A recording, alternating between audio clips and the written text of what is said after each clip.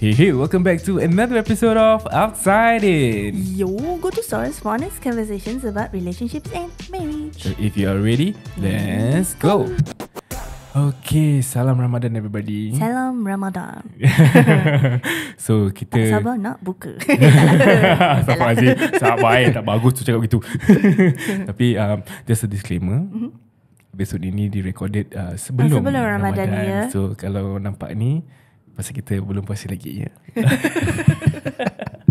Okay, before that, this podcast is brought to you by Luster. Elevate your beauty with Luster's range of skin supplements and essentials. Prioritize your skin health and shine with confidence every day. Luster for skin that shine. Alamak. Don't forget to use our promo code OUTSIDEIN to enjoy $5 off Luster products. Yes. Visit them at www.myluster.com or contact them at 6275-4123 6275-4123. Wow. Yeah, DM them at Instagram at myluster.mylife or visit their socials on Facebook and TikTok at myluster. Betul. With that, we have with us once again our well-esteemed Ustaz Maaz Saleh. Hey, Assalamualaikum everyone. Waalaikumsalam. Apa khabar? Khabar baik. Khabar baik. Ustaz puasa ke? Saya belum lagi puasa. Sebelum Ramadan lagi. Belum lagi. So of course we have with us Ustaz with us today Yes. to share once again knowledge and also tips for all of our married couples out there. Also not just married couples but sesiapa yang akan mengalami perkahwinan di masa depan. These are all tips and kadang-kadang kita lupa ataupun terlepas terpandang. You know, we are going to cover as much as we can in this episode pasal kita semua akan menjalani bulan ini dengan mulia. Yang bulan yang mulia ni dengan sebaik-baiknya lah, insyaAllah. Betul. So this episode we will talk about some do's and don'ts and some of the things that a married couple can do in bulan Ramadan. Untuk apa nama dia? Untuk tambah lagi ganjaran pahala kita di dalam bulan mulia inilah, insyaAllah. Okay, so Okay, Ustaz. So, apakah nak tanya, kita tanya elak-elak dulu. Okay. Apakah patut kita what are the simple do's and don'ts of okay lah, dalam puasa ni kita tak boleh makan dan minum. Kita tak boleh, apa lagi kita tak boleh buat? Do's and don'ts. Okay, so sepanjang bulan puasa, sepanjang kita berpuasa. Sebab kita berpuasa bukan satu hari, cuma beberapa jam je. Daripada azan subuh sampai azan maghrib. So roughly around 12 hours, 13 hours gitu. So yang kita tak boleh buat, kita semua tahulah puasa tak boleh makan, tak boleh minum dengan sengaja. Tak sengaja tu itu your rezeki. So kalau termakan, terminum, itu memang rezeki daripada Allah lah. Alhamdulillah. Kemudian tak boleh buat apa lagi, tak boleh mengumpat, mengutuk orang, fitnah orang. Itu sebab tu puasa dia bukan fizikal je, bukan luaran je. So puasa dalaman. So dia ada another level of puasa, which is kita puasa daripada mengumpat. Puasa mulut kita. Puasa mulut. Kata-kata. Lidah kita harus berpuasa. Lagi this month is the best month untuk kita menjaga diri kita. Jadi kalau kita mengumpat in itself memang tak baik lah kan. Dalam segi hukum mengumpat tu apa? Dosa weh. Dengar tu, kau mengumpat tu dosa. Mengumpat. So adakah perkara mengumpat ni boleh membatalkan ataupun mengurangkan pahala? Betul, mengurangkan pahala itu betul, dan takut tak dapat langsung. So bila dia puasa sayang dia dapat pahala puasa saja tapi tak dapat ganjaran-ganjaran yang lain. Betul. Pasal kita ni is the best month for us to collect all these akhirat points. So kalau boleh kita mengelakkan perkara-perkara yang akan mengurangkan pahala kita. So, sebagai pasangan, apa yang kita boleh buat dalam bulan Ramadan ni untuk meraihkan lagi kahwinan? Okay, that's a very good question. Even though dia generic, saya terus narrow down kan lah. Sebab banyak juga suara-suara para isteri kat luar sana komplain. Ada yang PM saya. Oh, ada. PM tu kira Facebook lama punya. Sampai sekarang tak jawab. Sekarang insyaAllah boleh jawab. Betul lah, dia dah give up dengan saya. So saya tak kasih dia jawapan. Saya ingat lagi dia PM saya, boleh tak keluarkan fatwa hukum, kata sebab apa, sebab dia ada anak kecil, dia bawa anak dia pergi tarawih. So bila dia bawa pergi tarawih, makcik-makcik stay kat dia. Lepas tu anak dia kena macam tak welcome lah, tak feel welcome. Dan ada soalan pun dia tanya satu lagi, kenapa macam tarawih ni ataupun Ramadan ni, masjid ni asyik untuk lelaki je. Dia macam more to one sided. Macam kenapa para wanita tak macam dianjurkan sangat. Saya tak pasti kenapa saya tak jawab, minta maaf. Mungkin sekarang kita boleh jawab lah. Berapa tahun lepas, masya-Allah. So di antara what can couple do as a husband and wife to get reward. First kali sebagai suami isteri, whatever you do dekat rumah ni, kalau niatnya adalah untuk memberikan kebahagiaan dan ketenangan kepada pasangan, that is ibadah. Jadi kita tahu any ibadah dia akan double up dekat Ramadan. Time Ramadan dia double up. So Nabi tak cakap yang hanya solat, puasa, dan sedekah. Any act of ibadah will be double up the reward kita. Jadi you bayangkan banyak sangat peluang suami isteri ni boleh dapat dalam rumah. Layan suami, layan isteri, makan sama-sama. Ni semua yang nak cakap macam layan suami, layan isteri ibadah tau. Out of Ramadan itself dia boleh mendatangkan pahala. Betapanya indah Islam Ramadan, ni kan. And then Ramadan dia booster, tau. Dia macam main Mario Kart, booster tau. Mario Kart times 2 tau.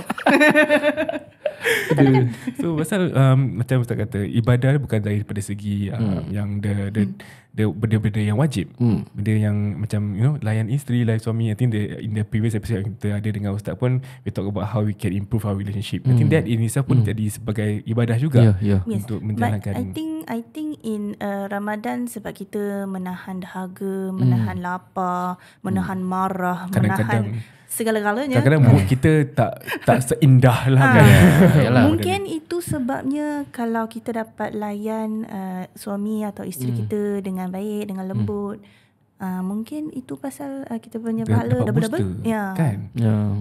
Time is very limit bila Ramadan, perasan tak? Kadang-kadang macam tak banyak time lah. Sebab buka puasa, lepas buka puasa ada orang sibuk pergi masjid, balik dah pukul 10, 11, kadang-kadang dah penat lah. Nak makan, lepas tu nak sediakan sahur. So it's always time constraint lah bagi husband and wife untuk nak bermanja-manja ke, nak main-main, nak bergurau senda kan. Tapi kadang-kadang benda-benda tu boleh dilakukan as small as just macam mana belikan makanan. Let's say small things lah. Yes, you on the way nak balik kerja, singgah bazar Ramadan, best. Dinding ke, ayam percik ke. Ayam percik, kebab luar Ramadan. Dalam Ramadan jadi kebabum. Jadi besar kan. Macam tu. So yes, beli untuk isteri. Of course dia akan rasa happy. My favourite. Walaupun I tengah diet, tak apalah. Makan that one ibadah juga tu. Kasi orang makan. Mana tahu kalau seandainya isteri yang selalu memasak untuk juadah buka, kalau kata yang tak payah masak hari ni, I beli daripada bazar. Itu dia punya, bila isteri relief rasa lega, relief tu, ibadah juga kan. Dapat pahala lah. Betul. Kan? Nampak tu. Bestnya. Tak sabar nak Ramadan. Tak sabar nak belikan Farah macam-macam. Nak kata memang there are many things yang kita boleh buat sebagai seorang suami, seorang isteri. Even as simple as kalau kita balik rumah, kita penat-penat, isteri tak boleh sediakan air pasal belum buka lagi kan. Kita cuma, kalau let's say kita sediakan tempat duduk, kasih kipas on, kasih aircon on sikit, balik tu rasa sejuk. So thank you for turning on the aircon, tahu panas kan. Kalau macam gitu pun dah buat rasa suami bersyukur tau. Daripada perasaan bersyukur tu, I think insyaAllah lah dapat ganjaran pahala yang lebih. Betul kan? Betul. It's all about niat. Niat kita buat apa ni, kenapa? Sebab aku nak permudahkan suami aku, nak rasa dia happy. Itu ibadah tau. Dia akan dapat pahala. Kalau you tolong angkat baju pun, Suami angkatkan isteri baju daripada galah kat luar tu pun macam-macam benda kita boleh buat. So nak kata ni susah lah kita nak spend time pasal asyik bangun pagi, masak sahur. Apa kata you masak sekali dengan isteri, masak sama-sama dan pasal nak kata kesian lah kalau semua yang isteri tanggung daripada time dia nak masak untuk sahur, masak untuk buka, habis lepas tu bila nak tarawih, isteri kena bersihkan, suami pergi tarawih.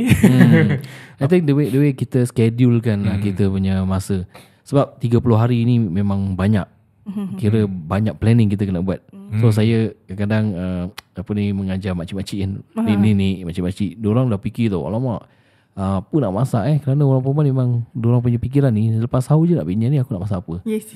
So sekarang so that's why sekarang ada business kan, dia sediakan 30 hari punya menu. Yang order hari-hari. Itu pun one of the options yang suami isteri boleh schedule kan. Okay, maybe weekend masak satu hari, then another Saturday masak, Sunday mungkin boleh order. The weekdays lain-lain buatlah apa-apa yang boleh. Plan lah. Pasal dah ditentukan tu Ramadan tu, so we have ample time for us daripada sekarang, daripada bila-bila lah kan. Let's say kalau dah start Ramadan ni masih ada 20 hari ke apa, boleh korang schedule properly. Yes. Untuk kita betul-betul spend time beribadah sama-sama sebagai suami isteri. Tak kisahlah suami isteri ke, kalau let's say you tinggal dengan mak you, you nak ringankan beban mak you tolong sama juga. Can do a lot of things. Then untuk spend tarawih lah. Sebab kalau orang rasa terkilan tak dapat pergi masjid because dia punya schedule kerja, contohnya kalau office hours macam saya lah, balik rumah kadang-kadang dah nak maghrib kan. So kita baru nak rest, lepas tu dah buka, lepas tu kena pergi masjid. So sometimes orang rasa penat. So dekat sini kita nak katakan tak semestinya sembahyang kat masjid. So ada masa pergi masjid dengan isteri atau dengan family, ada masa memang kat rumah, just didikkan solat kat rumah. That is part of the family activity yang boleh mengeratkan. Because when you sembahyang kat rumah, maknanya you ada more time iftar, tak kalah kabut. Betul. Jadi boleh makan, boleh ketawa, simbang, jangan sampai dah bloated dah berat. Drag pukul 10 tak tarawih. And the feeling sebab kita baru kahwin 4 tahun kan. So the first time kita ada rumah sendiri tu, kita Ramadan kan. The first time kita solat tarawih sama-sama as husband and wife kan. Feeling dia macam wah, saya jadi imam you kan. Macam wah, first time experience. Pasal bila kita baru kahwin tu, the first Ramadan that we spent was at her mom's place. Then you jadi imam lah? Oh tak, bapak dia jadi. Bila dia dapat rumah sendiri. Masa tu bila kat rumah dia tu, I belajar untuk macam mana untuk untuk jadi imam lah kan. Pasal bila time muda-muda tu, selalunya tarawih cup, tarawihnya tak pergi, tarawih cup kita pergi main bola kan. So bila dah kahwin ni, sebagai seorang suami ni, tanggungjawab jadi seorang imam kepada isterinya kan. So I cubalah bila time ada hikmahnya bila kita ni tinggal dengan your mom kan, so that your dad was an example for me to how to lead tarawih. So kalau kita tak tahu macam nak tarawih, there's a lot of sources out there for us to learn. Dari YouTube ada, buku-buku pun ada. Then kalau doa untuk baca for the whole 8 rakaat pun boleh doa yang sama. Tak salah untuk kita nak repeat the same doa lah. Janji. Yang fadlan minallah. Masya-Allah. So there are ways for us to. Kalau belum tahu macam nak jadi imam, kita belajar sekarang. Belajar, insya-Allah by the end of Ramadan mungkin satu kali boleh jadi imam untuk jadi tarawih for your wife. Best. The feeling dia best pasal yang dah pernah jadi imam untuk isterinya tarawih. Pernah Masya-Allah. Kira first time bila last year dapat rumahnya. Jadi apa perasaan Farah bila dia cakap waladdallin? Amin. Amin sangat. That moment tu suami bangga tau. Amin. Ada respon. Yes.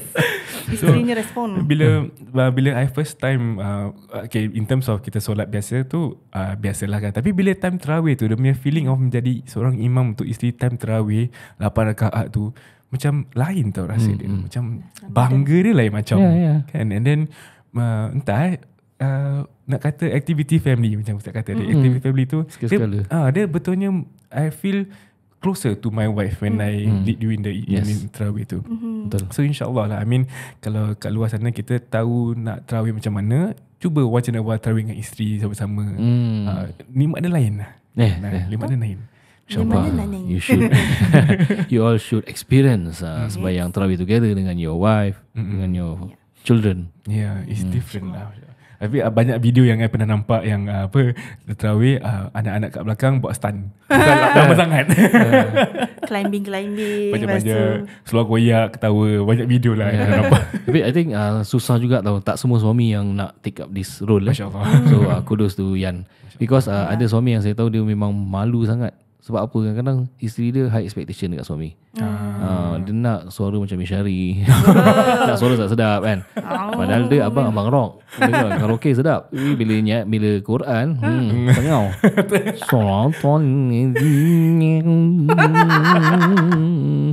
Wow. Contoh audio dia apa? Dengung dia tu. Dengung dia macam rock lah. Jadi kadang-kadang isteri tak supportive macam dan isteri itu yang biarkan suami dia malu lah. Malu, tak confident. Kasih semangat lah, come on. I think as suami isteri ni kalau dah jodoh dapat yang akhlak baik, respect your mother, respect your father, tapi ilmu dalam agama tu masih boleh diperbaiki. I think it's fine. Especially during Ramadan, kalau you tak keluar tarawih dekat luar, you tarawih kat dalam rumah, and it's a very private punya experience. Experience lah. It's you and your husband, and then kalau you give your husband that space to learn and belajar macam mana nak buat ni, buat tu, and it can be a very nice bonding punya session. You feel closer to each other, and like don't have too much high expectations lah. Yeah, we just support each other. And as a wife, semua belajar. Yeah, as a wife, bila you tengok suami you macam itu, macam bangga. Walaupun dulu I cuma tahu 2 surah, pelan-pelan tambah lebih surah. Dia ada 8 rakaat kan. So lain-lain sikit lah. Kalau tak wal asr ini surah pendek. Play safe. Itu salah satu aktiviti yang kita boleh buat untuk mengeratkan hubungan antara suami isteri. Betul. Dan juga dalam segi keluarga jugalah. Sekarang boleh tanya tu pula. Yes. Yang tak boleh buat. Apa tak boleh buat? I nak tanya soalan yang mungkin sensitif. Bukan sensitif, mungkin topik dia jarang kita diperbualkan di dalam outside ini. Tapi kita perlu, I feel that it's a must for us to touch on this topic lah. Pasal hubungan intim dengan kita punya partner sebagai seorang suami isteri ni. Dalam bulan Ramadan. Dalam bulan Ramadan ni lah.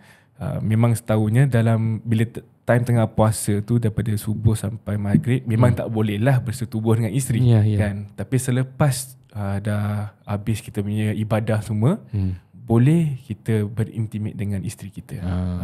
Tapi and also at the same time, I pernah baca dulu saya punya ustaz berkata, kita boleh bercium dengan isteri time kita berpuasa, tapi tak sampai kita naik nafsu. Betul tak? Betul. Okay. Pas. So pasal nak cakap pasal hubungan intim dengan isteri ni, apakah hukum ataupun sah atau tak puasa kita kalau let's say kita dah bersetubuh dengan isteri pada malam tu, tertidur, terlajak sahur, dah sampai subuh, adakah puasa kita tu sah atau tidak? Okey, soalan agama Bismillahirrahmanirrahim. Alhamdulillah. Terus tukar Ustaz Mod Memang Ustaz. Memang Ustaz. Tukar soalan agama Mod. Bismillahirrahmanirrahim. Jadi seperti mana yang katakan Encik Ian tadi, memang benar Islam sangat menggalakkan hubungan intim di antara para suami dan isteri, dan tidak dan apa kata tu, bila time masuk waktu Ramadan, dia tidak menghalang sama sekali suami isteri tu berintim, kecuali pada siang hari lah. Bila waktu subuh sampailah maghrib, itu perkara yang terlarang lah di dalam puasa. Kalau lakukan akan membatalkan puasa. Kalau sengaja kena denda ekstra. Kena kafarah, kena bayar, kena puasa 2 bulan turut-turut. Okay, kita tak nak go into that lah in detail. Tapi dia punya idea dia is that dalam Al-Quran ni lah, yang surah Al-Baqarah, Allah mengatakan uhilla lakum lailatas siyamir rafathu ila nisaikum, telah dihalalkan kepada kamu wahai suami untuk bermanja, berintim bersama isteri kamu. Hunna libasul lakum wa antum libasul lahun. This is very important reason Allah berikan kepada kita semua. Kerana para isteri kamu ni adalah ibarat seperti pakaian bagi kamu dan kamu adalah pakaian bagi mereka. So kenapa pakaian? Seorang ulama Rabi' bin Anas mengatakan pakaian ni kerana dia sangat-sangat intimate dekat kita. Hari-hari kita pakai. Something yang kita proud of. Nampak macam yang pakai outside in. Kalau outside in podcast, bangga. That's what kita juga bangga kita punya isteri. Kita bawa kat mana-mana, kita pakai. Dan the role of pakaian tu adalah untuk memberikan kehangatan, warm, security kat kita kan. Bila kita keluar, kalau musim sejuk kita pakai tebal sikit. Dan kalau dia ada fashion yang kena dengan kita akan rasa bangga. So that's peranan yang dimainkan oleh suami dan isteri. Dan memang suami memerlukan isteri ibarat dia memerlukan pakaian hari-hari. Dan isteri juga perlukan suami seperti mana isteri pun perlukan pakaian untuk dia. Jadi be that pakaian, memberikan ketenangan, kesenangan. So kaitan antara hubungan intim dengan pakaian tadi, so dia bukan semata-mata melepaskan nafsu. Kalau melepaskan nafsu tu memang orang kata tak sihatlah hubungan suami isteri. Dia lebih kepada kita memberikan dia kehangatan, security kan. This is about emotional connectedness lah. Kalau kita belajar psikologi kan, kita baca-baca pun it's about that. Dia bukan hanya lepaskan nafsu. Dan memang Allah tahu kita manusia perlukan tu. So the sexual intercourse is itself not blameworthy. Maknanya benda tu tak ada kesalahan pun. Yang menjadi kesalahan is the manner kita lepaskan dia. Maknanya kita salurkan dia dengan cara haram, maka jadi haram. Maka jadi zina dipanggil. Tapi kalau dilepaskan dengan cara halal, dapat pahala. Dengan melalui perkahwinan. So Allah tahu keperluan manusia ni kepada benda tu, aktiviti tu, kepada suami dan isteri. So kalau ditahan, bayangkan siang tu tak boleh, malam pun tak boleh, 30 hari mudarat kepada suami isteri tu. Memudaratkan relationship diorang. Yes, mudarat. Okay, faham. Macam kita tak boleh juga puasa siang malam, mudaratkan badan. So Allah halalkan malam boleh. Sebab ada sahabat-sahabat tanya macam mana malam boleh ke tak? Tu yang sebab turun ayat Allah kata halalkan hubungan. Sebab you need this antara suami dan isteri. So soalan selanjutnya, kalau let's say suami isteri tu dah berintim pada malam Ramadan dan ngantuk, tertidur, bangun pagi tak sempat nak mandi, tak sempat sahur, adakah boleh diteruskan puasa dalam keadaan hadas atau junub? Maka jawapannya boleh teruskan. Syaratnya kena niat lah. Niat tu penting. Niat pada malam sebelumnya, kena niat puasa saja, aku puasa esok Ramadan dengan Allah Ta'ala. Sebab dia tak bangun sahur, jadi dia tak niat tau. So kalau dia dah niat, dia boleh teruskan puasa walaupun dalam keadaan junub. Cuma lepas tu jangan sembahyang subuh, kena mandi dulu. Mandi dulu. Okay. Nak cakap pasal niat ni kalau let's say selalu kata dulu time muda-muda lah, kalau terlepas sahur, lepas tu nanti mak tanya, ada niat tak semalam? Tak niat, tak payah puasa. Dia punya niat tu macam mana? Kita perlu lafazkan saja aku tu, ataupun dalam hati kita dah tahu kita besok nak niat, besok nak puasa. Adakah itu nawaitu tu sah untuk kita berpuasa the next day? Okay, syarat niat ialah be specific, as specific as possible. Jadi dalam mazhab kita, mazhab Syafi'i lah. So dia punya syarat is dalam hati. Jadi dalam hati, let's say kalau kita cakap kepada diri kita sendiri, aku nak puasa esok Ramadan wajib kerana Allah Ta'ala, tu dah kira niat yang sah. Tapi kenapa kita perlu verbalize, kena suarakannya, to help kita punya hati dan to be more internalize and be specific, and to bring that into congregants lah. Maknanya dalam berjemaah pun selepas sembahyang tarawih akan niat. Jadi ramai-ramai rasa conscious lah. Okay, besok aku puasa nawaitu sauma ghadin an adai fardhi syahri ramadana hadhihi sanati lillahi ta'ala. Ni dah niat. Dah niat kan, besok dah puasa. Dia pasal ni Ramadan punya besok kan. Kita tolong korang ni tau. Tak lupa. InsyaAllah. Okay. So I think memang okay lah, bila dah so tak boleh pakai excuse tu lah dah tarawih tu dah niat kan. Tak boleh pakai excuse. Tak lupa nak niat tak payah puasa, mak kata tak payah puasa. Kita ni semua dah dewasa, pakai otak sikit. Gitu. Okay, then kalau masuk bab wanita pula kan. Kalau wanita tu hamil, dekat dalam bulan Ramadan ni, adakah dia harus berpuasa juga atau kasih kelonggaran? Okay. So wanita hamil ni dia ada special hukum lah. Special treatment. Special treatment. Sebab mereka yang menghadapinya kan. Dan dia diberikan kelonggaran antara puasa ataupun tidak. Dia kalau puasa, kalau tidak memudaratkan diri je, dia boleh teruskan puasa. Tapi kalau dia rasa dia boleh memudaratkan kesihatan dia dan anak, maka dia ada sebab yang legit, munasabah untuk nak buka puasa. Sebab by default ordinary people macam saya kan, yang tak mengandung takkan mengandung tak mengandung, tak keluar head yang tak ada darah ni semua. So kita tak ada excuse untuk nak buka puasa. Sebab kita kena puasa. Bila dah puasa, kita tak boleh suka-suka haus lah, penat lah, terus minum air. Tak boleh. Kita sengaja buka puasa tu, kita dapat dosa. Tapi bagi wanita hamil, dan dia sama level dengan orang musafir pun tak wajib puasa. Tapi kalau mereka puasa boleh. So diorang tak wajib puasa, maknanya kalau nak buka pun boleh, because diorang traveller. So sama level dengan orang hamil lah, wanita hamil. So kalau dia rasa hari ni aku tak kuat lah, sebab orang ni lah macam-macam yang mereka lalui, dizzy lah, morning sickness kan? So boleh buka puasa dan ada sebab munasabah dan tak dapat dosa. Bayar balik je lah kan. Nak kena bayar balik. Kena bayar balik tak? Bayar balik. Okay, kalau mazhab Syafi'i kena bayar balik bagi yang mengandung dan yang nursing.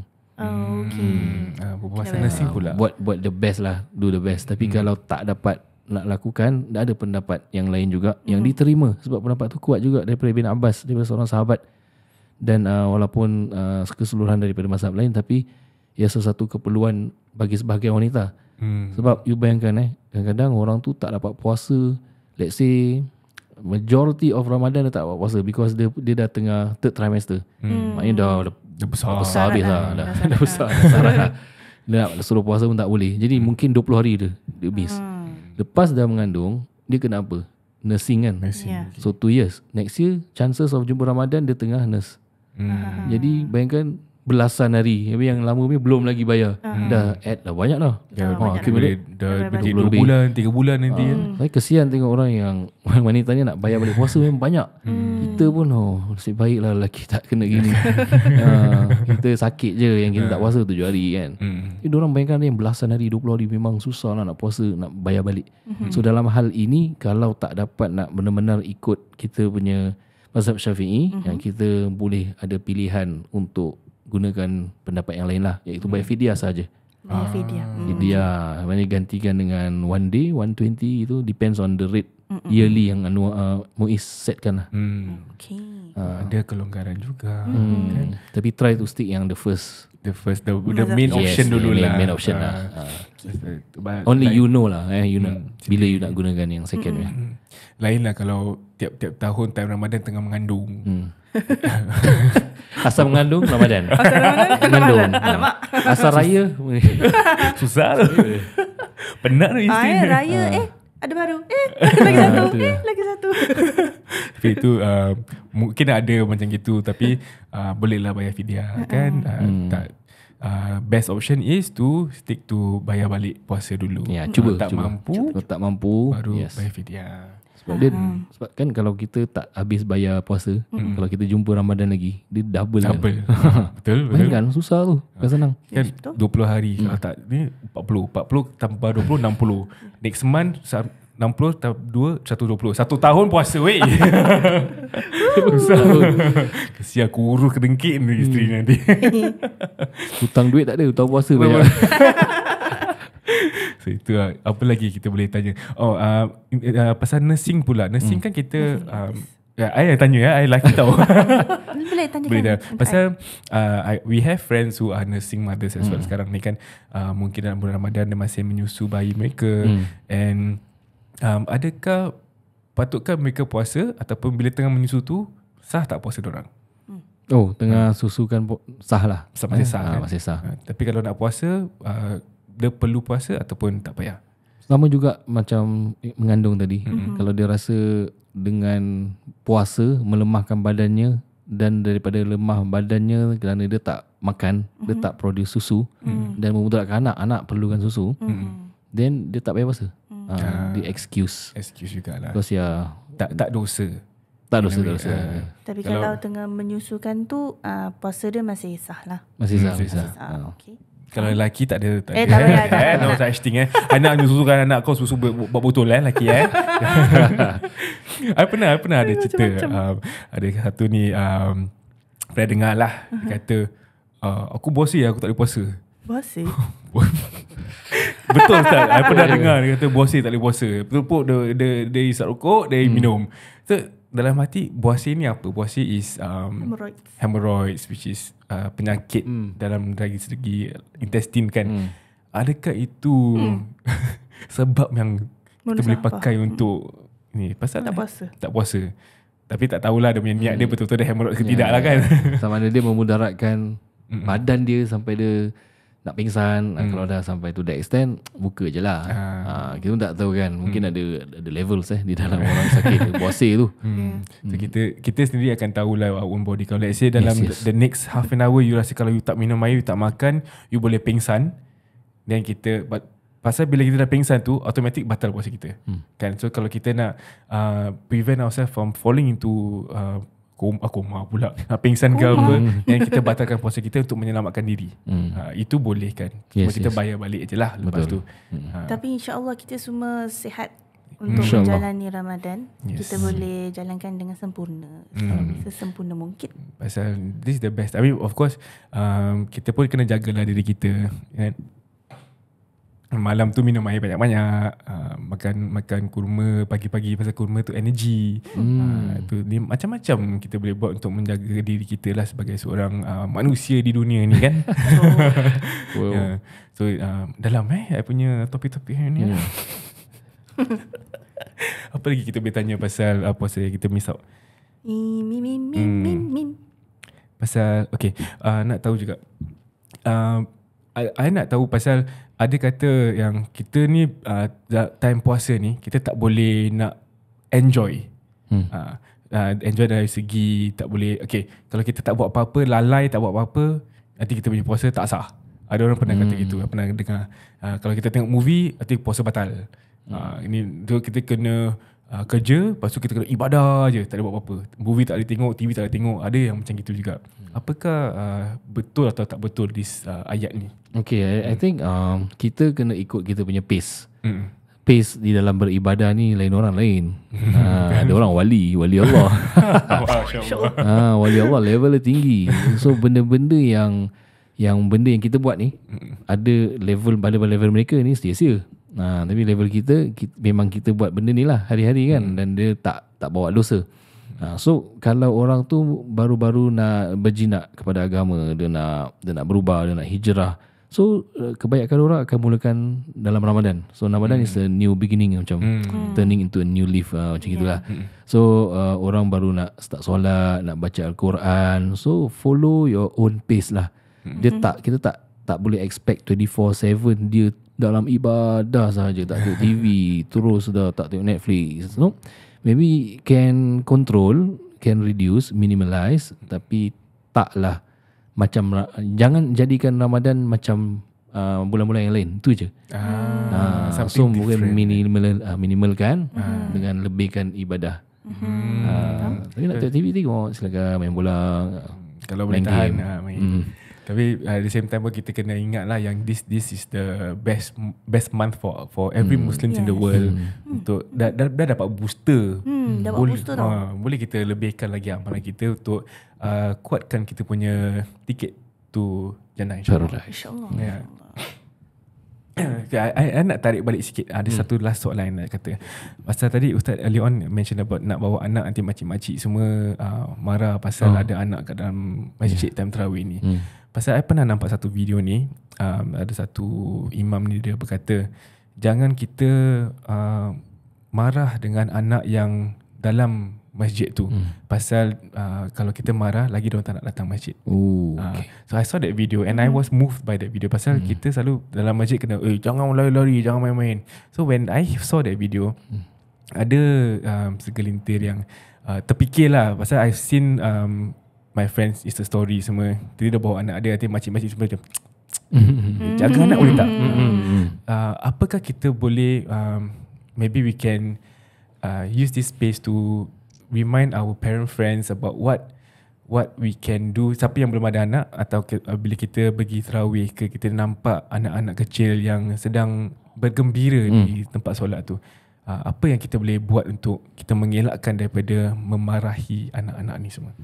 Okay, I think very evergreen issue. Dia daripada dulu atau saya kerja masjid pun isu lagi tu jugalah. Antara generation gap. Orang-orang lama tak faham kenapa orang muda bawa anak. Yang anak-anak pun tak faham kenapa makcik-makcik nak marah anak dia kan. Kenapa nak kena stare, kenapa nak kena marah mak dia sebab tak tahu jaga anak. So benda ni sampai sekarang lah tak settle-settle. Kita pun yang dulu semasa saya kerja masjid pun saya pening kepala. Tak tahu macam mana nak Macam handle. nak solve. Is that a woman issue? Sebab lelaki tak ada masalah, serius. Lelaki punya jemaah, lelaki main, budak-budak main, tak ada pakcik-pakcik barah sangat, tak ada stare. Diorang macam really understand. Lagi satu apa tahu, sebab jarang budak-budak pergi kat bawah, selalu naik kat mak. Pergi kat mak. Orang lelaki je sembahyang nak khusyuk kan. Mak pun nak khusyuk. Betul. Okay, so I think factor number satu is perubahan zaman. Dulu memang budak-budak, mak-mak tak bawa kita waktu kecil-kecil. Bila ada majlis ramai, contohnya ada sembahyang tarawih, sembahyang raya, diorang tak bawa anak kecil sebab diorang tak nak mengganggu orang lain. Okay. That is the, maybe lah this is what I see. Dulu orang tak bawa anak. Jadi daripada situlah, bila mereka dah jadi makcik, jadi nenek, diorang punya mindset is sepatutnya budak-budak tak dibawa Kepada majlis ke masjid waktu ramai, sebab you kacau space orang lain. Itu untuk adult. Kenapa you bawa baby atau bawa toddler yang memang bising, gulik-gulik? Dia tak boleh accept. Masa dah berubah. Oh, sekarang dah lain trendnya is budak-budak, mak-mak muda suka bawa anak pergi ke masjid dan mereka campurkan sekali lah dengan adult. So maybe that is one factor yang ada makcik-makcik masih tak faham. Aku nak ibadah, sibuk je cucu ni kan. Sabar, too early for them to go. Ataupun boleh pergi tapi janganlah tarawih sebab space constraint, kita nak khusyuk. Then second factor is maybe cara macam mana dia punya space lah. Mungkin dia punya space constraint lah. Ada masjid. That's why salah satu solusinya adalah masjid sediakan ruang child minding.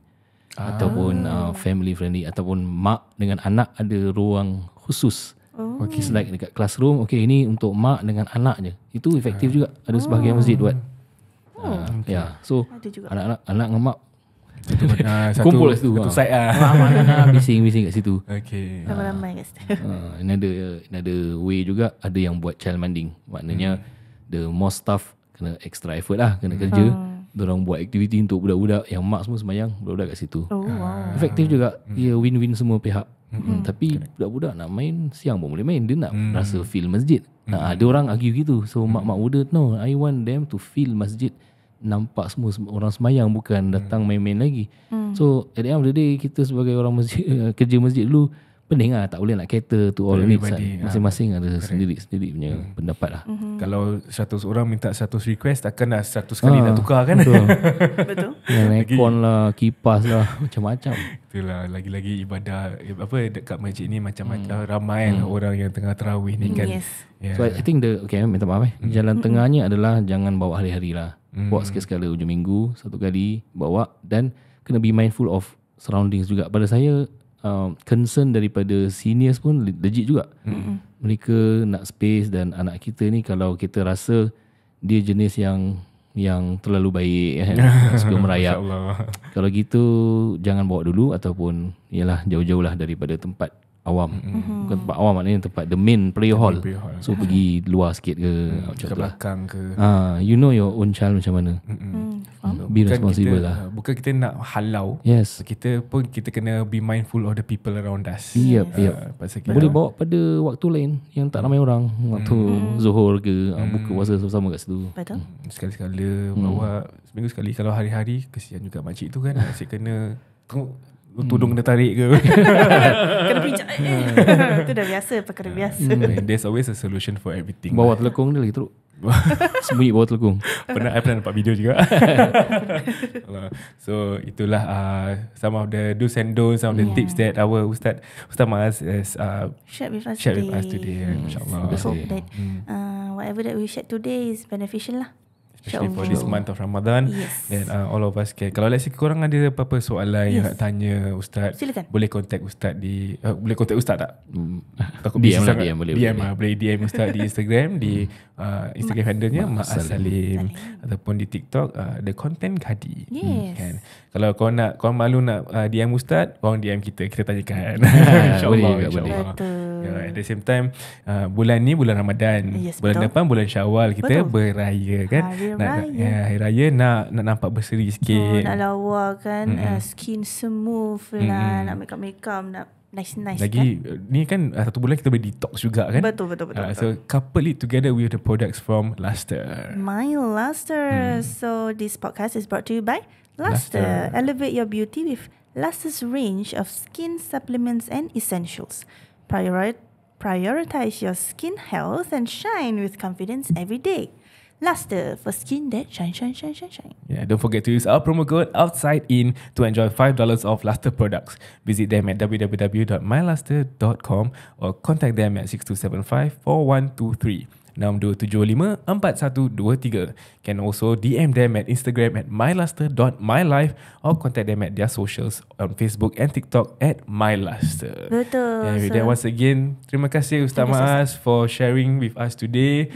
Hopefully kita akan berjumpa lagi di next episode. InsyaAllah. Salam Ramadan everybody. Don't go anywhere. We will be right back. Alright, so we are back again with my favorite Kak Noh. Khabar.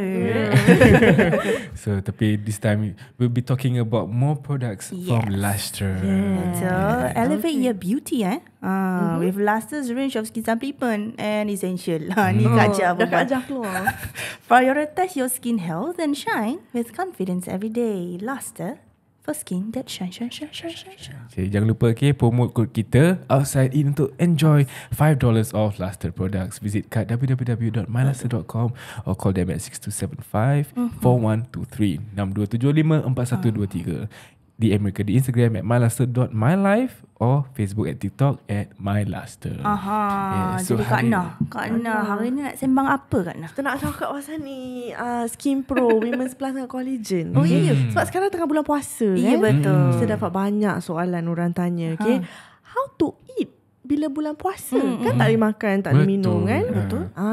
So kalau let's say you all makan lah any of kita punya supplements, or in this case Women's Plus, Collagen dengan Skin Pro, senang je nak makan dia. Okay, kalau you all malas, okay, and you all takut nak you will forget whatever kan. Kadang-kadang terbangun lambat tinggal 10 minit. Yes. You boleh je. Kita punya supplements generally you all can eat together. So kalau let's say ambil Women's Plus dengan Collagen, you boleh makan sama-sama. Skin Pro, Collagen you boleh makan sama-sama. Tiga-tiga pun you boleh makan sama-sama. Serentak. Tapi kalau let's say macam you find it a bit too much ke apa, then contohlah you boleh ambil Women's Plus time sahur, then Collagen dengan Skin Pro time buka, or vice versa. But for all the ladies yang ambil Women's Plus, best makan time sahur. Kalau you makan energy. Yes, for the energy. So kalau you all makan time, let's say buka, tak ada problem. But you might find that it's a bit hard for you to fall asleep lah, because you're still awake, you're still energized.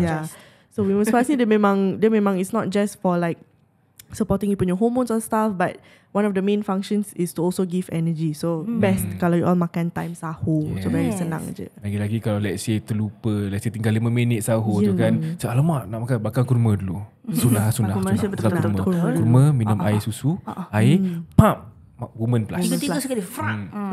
At least mahal. dengan suami pack dia sekali. Tapi kalau tak pun at least Woman Plus. Yes, for energy. For energy. Lagipun kita ni selalunya throughout the whole day, kadang-kadang lepas sahur tu kena mandi lepas solat subuh. Lepas tu fikir-fikir kalau tidur balik mungkin lambat pergi kerja kan. Betul. So you might not fall asleep back. So pakailah dengan makanan-makanan sahur kita, tambahkan dengan Woman Plus, bolehlah korang dapat energy. And korang tak penat. Kan bulan puasa banyak orang penat. Betul. Tak cukup tidur. Cubalah Woman Plus. Ibadah dalam bulan Ramadan ni double kita punya pahala kan. Double booster tau. Booster. So kita with these products yang Luster have for us ni, memang banyak benefits dia lah. Kan kita boleh menolong untuk menambahkan ibadah kita lagi, insyaAllah. Tapi you all perasan tak, for me lah personally, I feel macam every Ramadan kan, the first week tu astaghfirullahaladzim, susahnya. Betul. Transition period. Allahu Akbar. Cubaan. Betul. Rasa penat. Yes.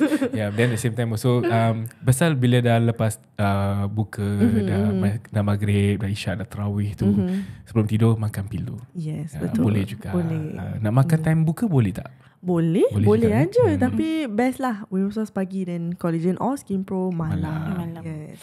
Each of these 3 items serves different purposes. So kalau let's say for the ladies, you nak jaga kesihatan wanita you, you know, despite your age, especially if you're like of the older age, then Women's Plus. And then for the guys and girls, kalau let's say you ada masalah kulit, lagi-lagi hari raya kan nak datang. Betul. And then time bulan puasa, I know a lot of us are dehydrated. Yes. And when we're dehydrated, kulit kita pun habis haywire.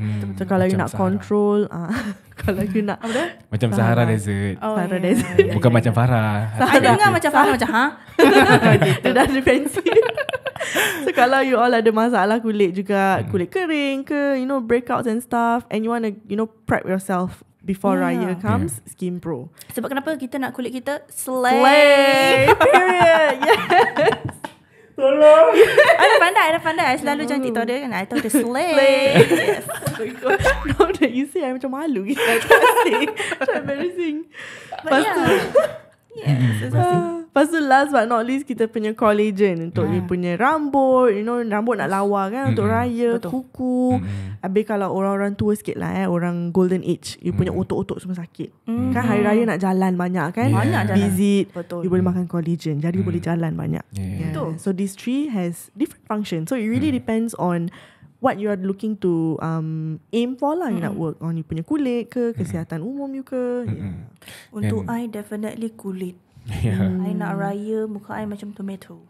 Bukan merah tomato, tapi smooth. Yes, Smooth that's right. Skin Pro baby kita spot. ada tomato. Apa dia?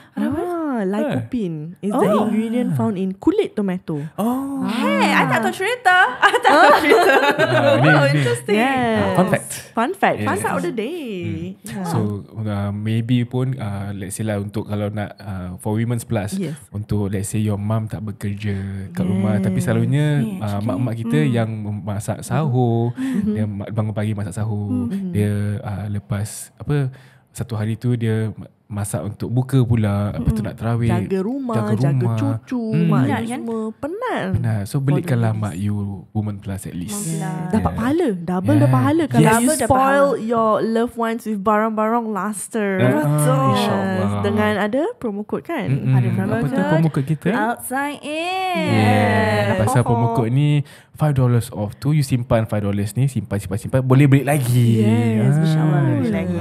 So you all jangan lupa promo code kita outside in. Okay, so terhantuk. Tak cukup collagen, nanti makan lagi. Itulah. Okay tak dengar macam sakit. Sakit. Okay, boleh. Okay. So jangan lupa. Okay tak hari ni kan? Okay. Hari ni kita macam off form sikit. So jangan lupa guys, okay, all these products are here for you. You know, we are here to help you throughout the Ramadan, and also in preparation for Raya lah. Okay, for your energy, for your skin, for your health, inner, outer, segalanya. Segala-galanya. So elevate your beauty with Luster's range of skin supplements and essentials. Prioritize your skin health and shine with confidence every day. Luster for skin that shine. Okay, jangan lupa use our promo code OutsideIn untuk mendapatkan $5 off our products. Okay, www.myluster.com or call them at 6275-4123 6275-4123. Yes. And also DM mereka di Instagram myluster.mylife. Find them at Facebook and TikTok at myluster. Yeah. Alright. And with that, let's wrap it up.